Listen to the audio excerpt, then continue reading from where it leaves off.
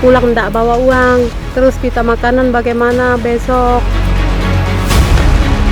Nggak ada, mau cari pekerjaan kemana kalau udah habis panen kopi.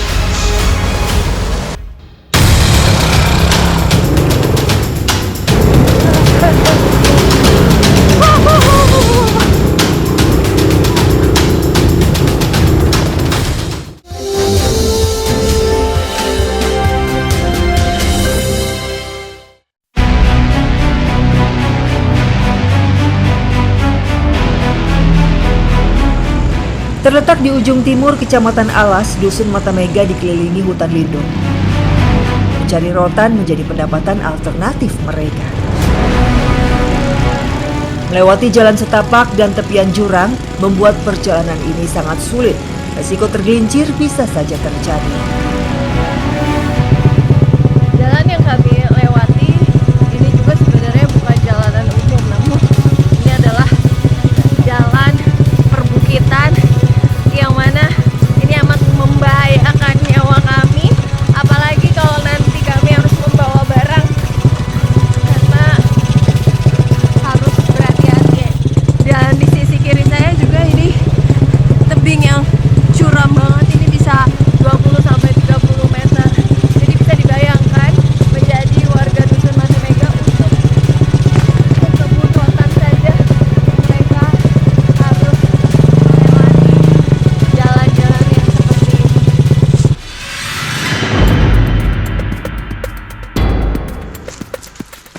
Setelah menempuh perjalanan kurang lebih 20 menit, kami harus melanjutkan perjalanan dengan jalan kaki karena akses jalan tidak bisa dilalui sepeda motor.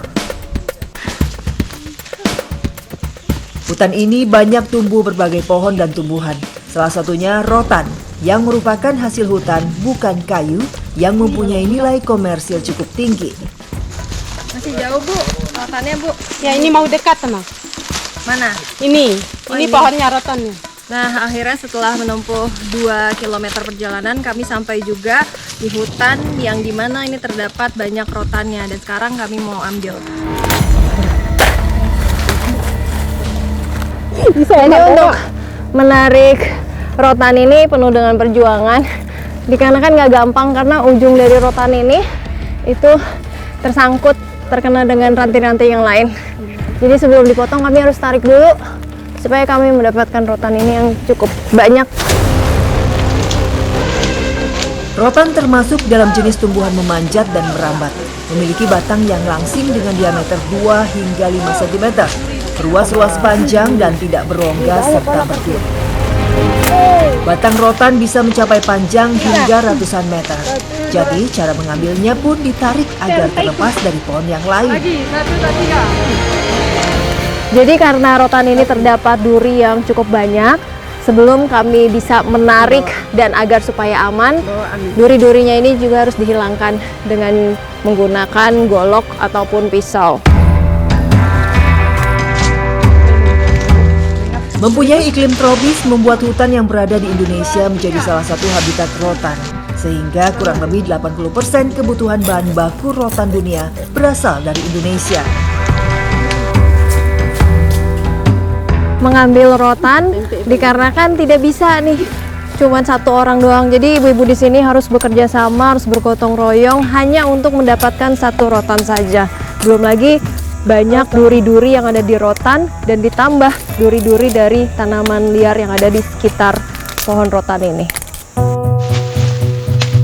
Usia panen rotan yang tumbuh tunggal kurang lebih 20 hingga 30 tahun, sedangkan yang tumbuh berumpun kurang lebih 10 hingga 15 tahun.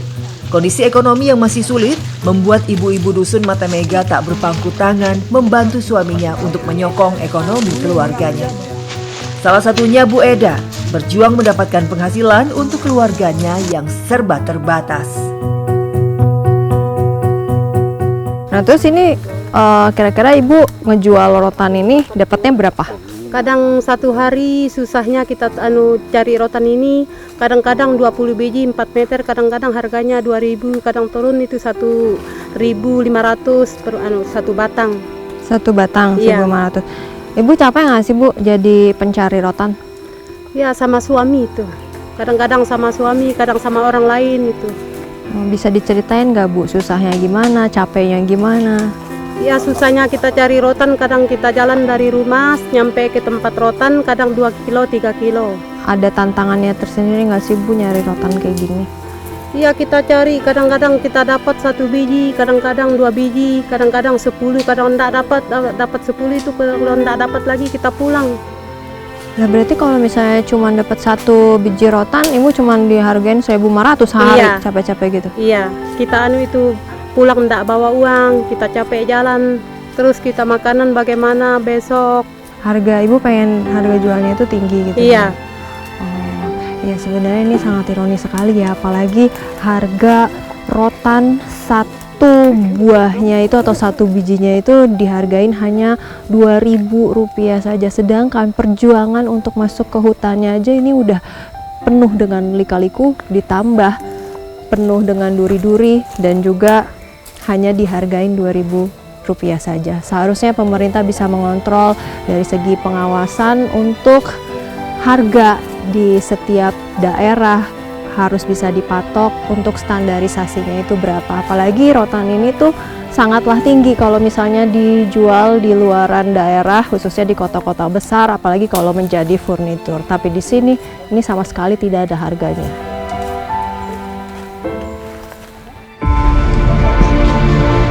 Berharap 3-5 tahun ke depan rotan tumbuh dan dapat dipanen kembali, biasanya saat mengambil rotan, warga menyisakan pangkalnya.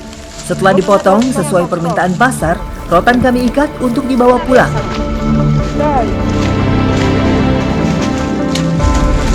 Setelah perjalanan sampai di pemberhentian motor, kami memutuskan untuk istirahat sejenak mengisi perut.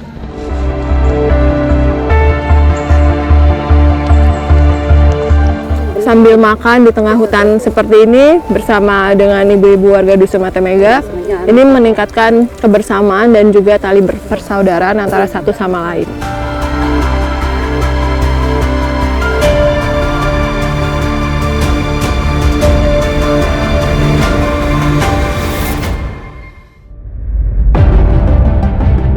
Setelah cukup beristirahat, kami pun melanjutkan perjalanan untuk pulang.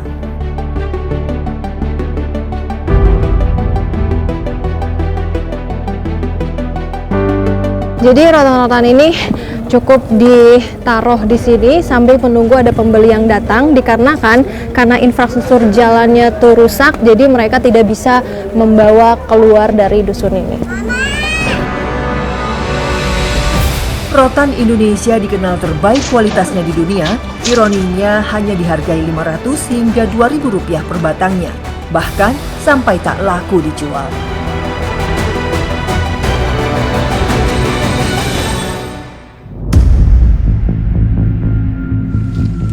Kemarau yang berkepanjangan membuat mata air di Dusun Mata Mega mengering.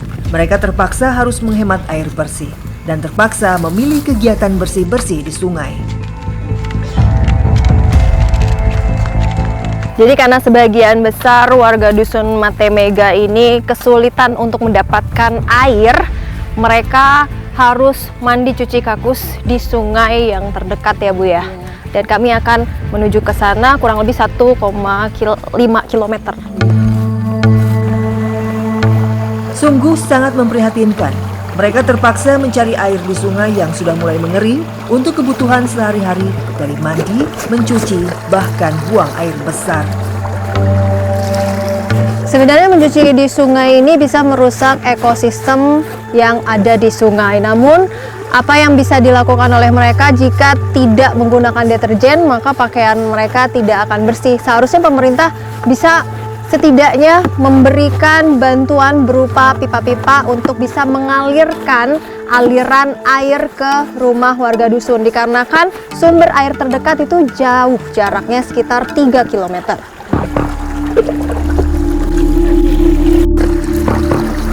Sebenarnya alam menyediakan air yang melimpah di lembah pegunungan Puncak Ningas. Sayangnya, keterbatasan biaya membuat warga tak mampu mengadakan pipa yang cukup untuk menyalurkan ke pemukiman mereka. Warga hanya bisa pasrah dan berharap bantuan dari pemerintah, berupa pipa dan bak penampungan air yang memadai untuk menyalurkan ke seluruh warga Mata Mega. Ibu seberapa sering Bu untuk mandi, cuci kakus di sungai? Kemarau ini sering, hampir setiap hari kita nyuci ke kali. Karena air itu kadang ada, kadang nggak ada, masuk ke rumah itu. Nggak ada saluran yang pasti, kita mancing di tempat teman itu. Sekali cuci gini biasa Ibu bawa berapa banyak Bu? Kadang 2 bak kita bawa ke sini sekali. Ibu nggak capek apa? Capek kita jalan itu. Belum panas juga. Tapi kalau minum dari sini juga nggak sih Bu? Enggak, kita minum air ini kan kotor, ini untuk cuci sama mandi aja. Kalau masuk air ke rumah itu baru kita simpan untuk minum. Emang nggak ada sumber air terdekat Bu? Enggak ada, kan jauh sumbernya, cuma baknya satu tempat di dalam kampung itu. Untuk semua warga Mati Mega kan nggak cukup.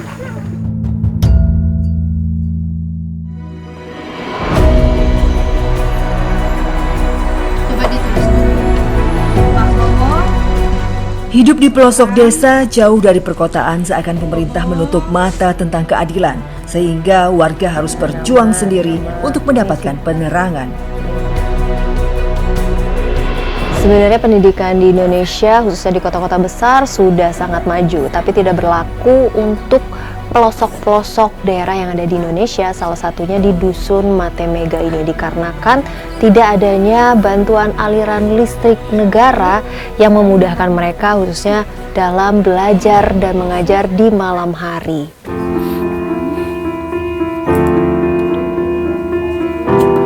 Selama ini warga memperoleh energi listrik yang dihasilkan oleh turbin air yang dikelola warga. Namun, mahalnya suku cadang membuat listrik sering padam. Bahkan pernah mati sampai 1 tahun, dan warga pun terpaksa mengandalkan tenaga surya dan lampu lentera untuk penerangan saat malam hari. Kayak Pi, kalau ngajar kayak gini tuh udah berapa lama sih ngajar anak-anak ini? Hampir 1 tahun lebih di sini. Nah ini kan ngeliat anak-anak ini kan di sini kan seringkali mati ya aliran listriknya. Nah itu perasaan kakak gimana? Sedih sih. Bisa diceritain nggak? Anak-anaknya kalau lampu kan kadang-kadang mati hampir 3 bulan lebih.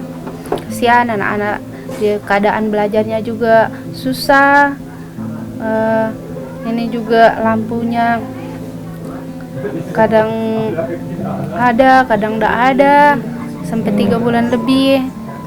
Mereka juga dapat ini penyebabnya sakit mata kalau tiap malam mereka pakai ini karena nulisnya kan, jadi dapat menyebabkan rusak mata. Tapi karena keadaan terpaksa. Ya inilah salah satu harapan dari salah satu warga Dusun Mate Mega, di mana ternyata aliran listrik negara itu sangat dibutuhkan khususnya bagi warga negara Indonesia yang berada di pelosok-pelosok negeri.